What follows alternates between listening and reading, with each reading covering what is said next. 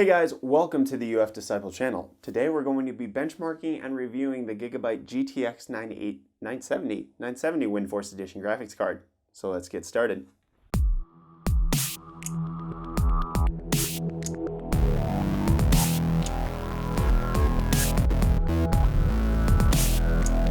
This video is going to be focusing on the performance of the card, and if you want to see me go over the unboxing and go over all of the physical features of the card, you can click the card in the top right hand corner to see me do that in a previous video.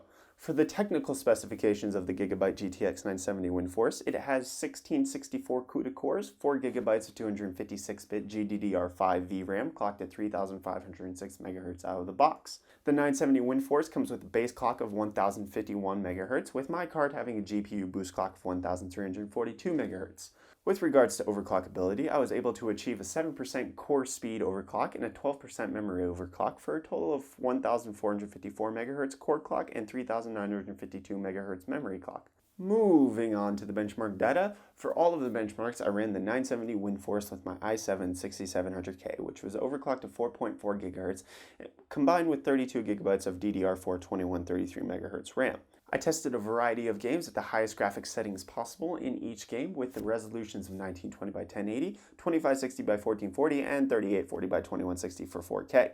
I tested the GTX 970 with Batman Arkham Knight, Crysis 3, Far Cry 4, Grand Theft Auto 5, Middle-earth: Shadow of Mordor, Tomb Raider, and The Witcher 3. Each of these benchmarks was run both at the out-of-the-box speed as well as with the overclock applied. Pause the video as you need to take a further look at the graph, since the overall highlights will be only discussed and not each detail. At 4K gaming with stock speeds, GTA 5 and Tomb Raider both averaged over 30 FPS with minimal frame rate dips. Arkham Knight meets a 30 FPS average on both settings, but with some strong minimum dips. While overclocked, Crysis 3 and Shadow of Mordor crossed the 30 FPS average gap, but The Witcher 3 and Far Cry 4 punished this card at this resolution. 1440p gaming turned out to be little hindrance to the 970 Windforce. Most games achieved over a 60 FPS average while at stock speeds, and the other games hit above a 30 FPS average with minimal frame rate dips. Definitely a solid showing by this card. Continuing with great results at 1080p, every game was able to be over 60 FPS when overclocked, with the demanding Witcher 3 almost cracking a 70 FPS average when the card was overclocked. So what's the conclusion? The Gigabyte GTX 970 Windforce definitely shows up at both 1440p and 1080p gaming, with the set of 4K results not being too bad. You'd definitely be able to play the game at 4K if you drop the graphical settings a bit. At 6,000 South African Rand or $340 US, this card is on the lower end of the scale as far as its price, but it delivers a solid showing, definitely worth the money.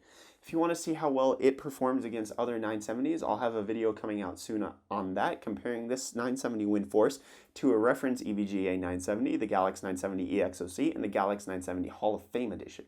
So subscribe if you want to stay up to date on that. And that's it for my review of the Gigabyte GTX 970 Windforce Edition graphics card. Like this video if you found it helpful. Dislike it if it was more disappointing than the Dallas Cowboys, who just lost their 7th straight game. Sad. You can also use my Amazon affiliate code down in the video description to support my channel financially by buying things on Amazon, like graphics cards. And I'll see you guys in the next video. Cheers.